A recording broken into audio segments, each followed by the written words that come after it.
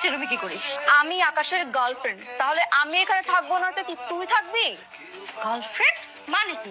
আকাশ, আকাশ ও কি বলে এগুলো? হ্যাঁ, ও তোমার গার্লফ্রেন্ড? ঠিকই তো বলেছো। ও যদি তোমার গার্লফ্রেন্ড হয় তাহলে আমি কে? তুই হচ্ছিস আমাদের সোনার ডিমপাড়া হাঁস। আকাশ না তোর সাথে এতদিন শুধু প্রেমের অভিনয় করেছে।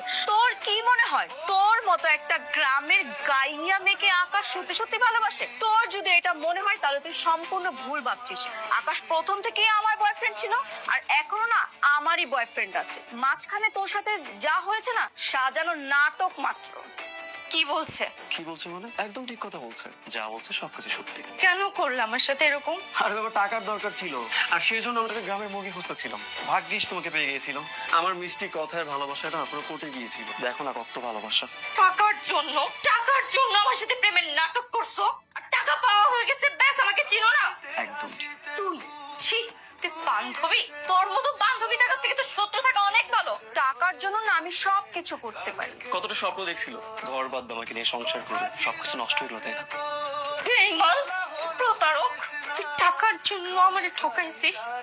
তোর জন্য, তোর পাল্লাই পড়ে আমি আমার সবুজ সরল জামাই, তুই আমার টাকা ফেরত দে। তোর মতো প্রতারকের পাল্লাই পড়ে আমি আমার জামাইকে ঠকাইছি, তার টাকা আমি নষ্ট হইতে দিব না। টাকা ফেরত দে। কে প্রতারক? আমার চাইতে বড় প্রতারক তুই। তুই তোর স্বামীর সাথে বেমানে করছিস, তুই বিবাহিত সত্ত্বেও আমার সাথে প্রেম করছিস, তুই আমাকে প্রতারক বলতেছিস। আর টাকা, আমি যে তোর কাছে টাকা দিচ্ছি প্রমাণ আছে? এটা একটা ভদ্রলোকের বাসা, এখানে সিনক্রেট না করে সোজা বাসা থেকে বের হ। বের হ বাসা থেকে, বের হ। আসলে আমি অনেক বড় বেঈমান, প্রতারক। মিথ্যা ভালোবাসার ফাঁদে পড়ে আমি আমার সহজ সরল জামাইটাকে ঠকাইছি। অনেক বড় অন্যায় করে ফেলছি। আমি ওকে অনেক কষ্ট দিয়ে পেয়েছি। এটাই হলো তার পাপের শাস্তি। শোন, তুমি আমাকে মাফ করে দিও প্লিজ।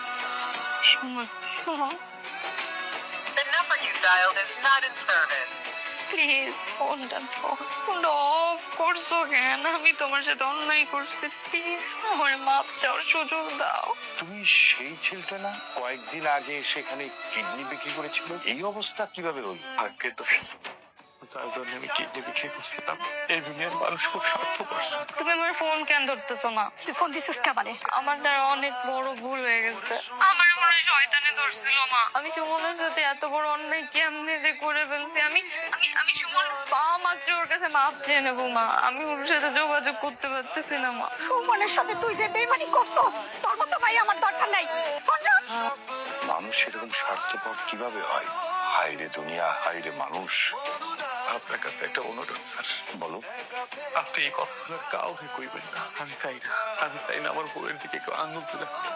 এই দুনিয়ার কাছে সে ছোট হয়ে বাঁচুক, সে তার মতো থাকুক, ভালো থাকুক, সম্মান নিয়ে বাঁচুক।